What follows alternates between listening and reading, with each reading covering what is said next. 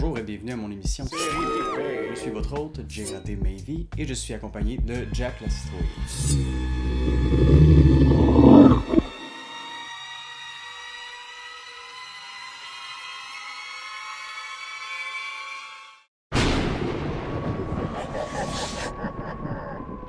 L'histoire de Killer Clowns est quand même assez simple, un peu un satire des films d'horreur science-fiction des années 50. Dans cette époque-là, les réalisateurs tripaient intense de faire des films de science-fiction, d'invasion de planètes. Et donc, en gros, le film commence avec une météorite qui tombe du ciel et qui arrive dans une forêt abandonnée. Il y a un redneck Soulon qui va découvrir que c'est une tente avec des clowns dedans.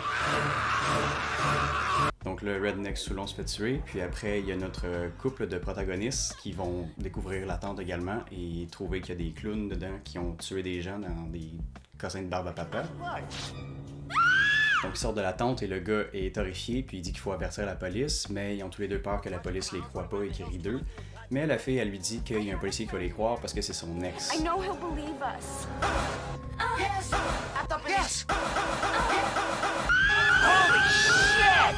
Yes! Et donc ça fait une espèce de triangle amoureux qui est vraiment stupide et impertinent. Et donc le groupe de 3 personnages peu intéressants vont essayer de combattre les clowns et les ramener sur leur planète pour laisser la Terre tranquille. Big boobs!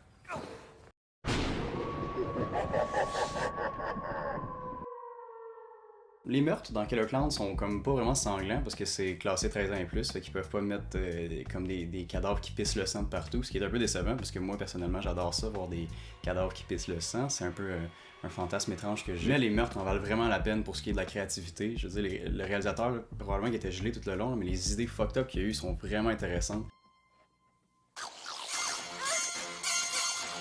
Il y a un clown qui fait des jeux d'ombre avec ses mains, puis l'ombre devient une espèce de créature qui bouffe un tas de personnes.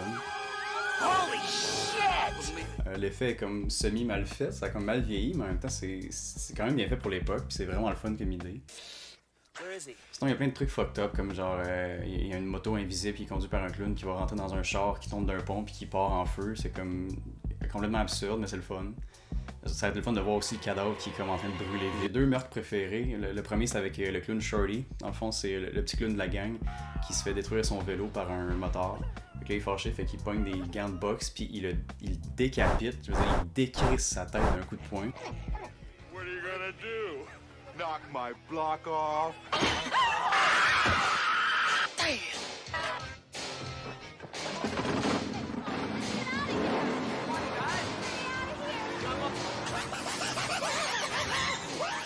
Encore une fois, ça a été le fun de voir la nuque qui gicle du sang dégueulasse. Mais au moins, il y a une tête décapitée, c'est quand même mieux que rien. On voit la nuque qui pisse le sang partout en criant l'agonie, mais l'agonie. Mon meurtre préféré, c'est le dernier vers la fin, où est-ce que les clowns font juste garrocher comme 175 tartes d'en face d'un agent de sécurité.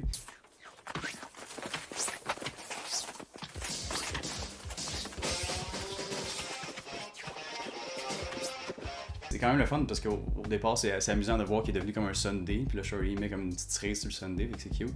Mais par après, on voit que dans le fond, c'est juste rendu un tas de squelettes. Asti de squelette! Donc, au final, dans le fond, les meurtres, c'est pas mal la raison principale pour laquelle on pourrait vouloir écouter le film. Ils sont quand même vraiment divertissants, ils sont pas violents pendant tout, mais ils sont comme... En fait, oui, ils sont violents, ils sont comme dégueulasses quand tu les penses. Pour cette raison-là, je vais donner 25 sur 30 pour les meurtres.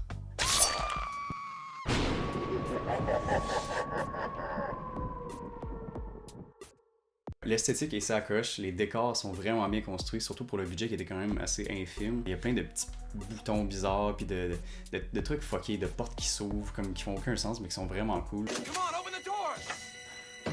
Another door! Another door! Another door! Par contre, mis à part les scènes dans le vaisseau, à chaque fois qu'on s'éloigne de la tente de cirque, le film devient comme slow un peu, puis c'est comme moins intéressant, disons. Pour ce qui est des effets visuels, effets spéciaux sont aussi vraiment ça coche. Et ma maquette préférée, c'est vraiment quand il y a des petits popcorn qu'on voit qui bougent un peu, puis ils finissent par se transformer en tête de clown tueur. Puis les maquettes sont fucking bien faites. Donc pour ces raisons magiques, je vais donner la note de 15 sur 20 au...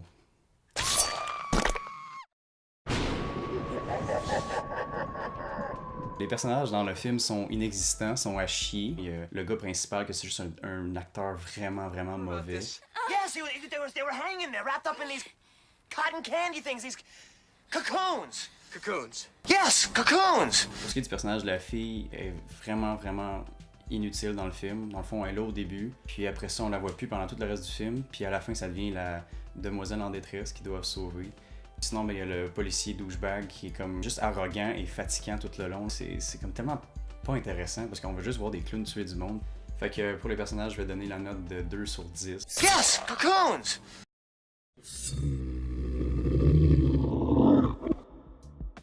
Ok, pour ce qui est des monstres / tueurs qui sont les clowns dans ce cas-ci, c'est assez évident que c'est juste comme du monde dans des costumes avec une mobilité complètement réduite. Ça fait dur un peu, mais le design en tant que tel, l'esthétique est vraiment cool. On dirait un mélange entre un clown normal puis une espèce de monstre affreux dégueulasse qui fait peur. Puis le mélange est juste comme satisfaisant visuellement. Les clowns aussi ont quand même une personnalité, ils ont un charisme quand même intéressant. Encore une fois, ils utilisent beaucoup les stéréotypes de ce qui caractérise un clown, puis ils utilisent afin d'être comique mais en même temps meurtrier. Par exemple, les ballons que les clowns aiment faire, ben c'est rendu des chiens qui traquent le monde pour aller les tuer. C'est ridicule. Il y a comme plein d'affaires comme ça qui font en sorte que les clowns sont comme comiques mais terrifiants en même temps.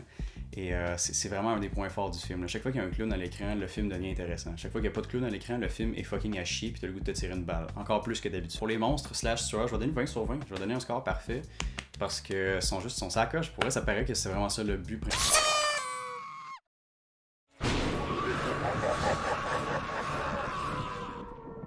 Et donc on est au point final qui est le divertissement, le point quand même important parce que même si les kills sont à chier ou les personnages sont à chier ou quoi que ce soit, au final ce qui compte c'est est-ce que le film est le fun, est-ce qu'il est divertissant.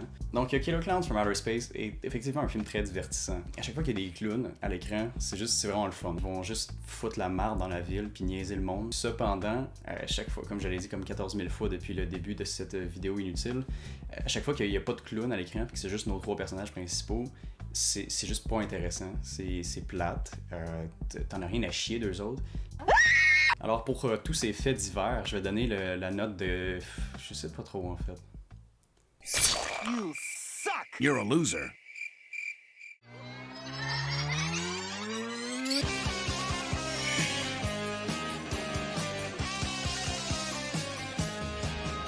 Alors pour mon mot de la fin, je vous conseille d'écouter ce film avec des amis en buvant beaucoup d'alcool parce que c'est bon pour la santé. D'ici la prochaine fois, n'oubliez pas d'écouter des films d'horreur de série B, c'est bon pour le moral. Et sinon, Jack la Citrouille et moi-même vous souhaitons une succulente soirée.